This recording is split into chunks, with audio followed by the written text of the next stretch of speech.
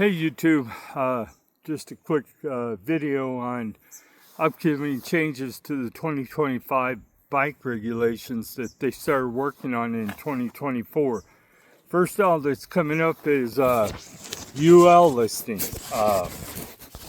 That is a done deal. The manufacturers have already been warned that they need to start UL listing process, which is United Laboratories. They send a product in, bike and battery, and they test it to see if it will qualify for UL listing. There is a specific standards that they go by, and it's in the ISO 9000 and something standards. You can look it up if you really want to try. That's the first deal. So you're going to see a mass sale on bicycles, e-bikes in the near future that aren't UL listed, because they have decided not to make them exempt from the standards. If they have the bikes in this country, they have to meet the standard on that date. The date hasn't been set, but it's going to be in the near future. So if you've been putting off buying an e-bike and you want to get it at a reasonable price, just wait for the sales. They're coming. Any importer that can't send the bikes back to be UL certified is going to be looking to try to offload any inventory they have.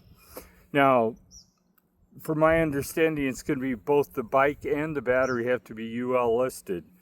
This Trek I'm riding is UL listed. It's got stamps on it, on the battery, and somewhere on the bike I imagine they're stamped. It has to be they're only testing the electronic parts, not the mechanical parts.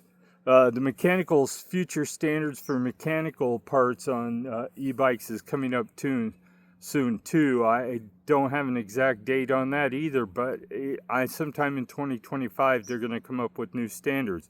Now I doubt they'll make them try to force it on bikes that are already in the country, but look for that in the near future. If you already own a bike, you don't have to worry about it, as long as it meets the legal standards of what an e-bike is. If it's a questionable one, you may have to worry about problems that you might have with law enforcement in the near future.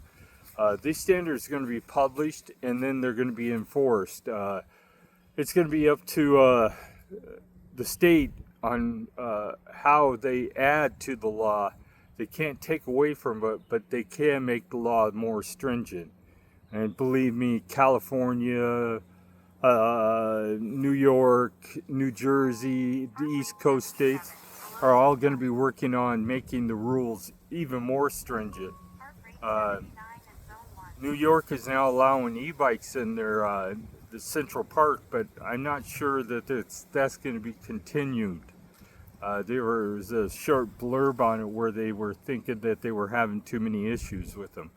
Now, this UL listing deal is going to be also affect your homeowner's insurance too, because the homeowners insurance companies are the ones that are bringing up these battery fires as being a serious issue.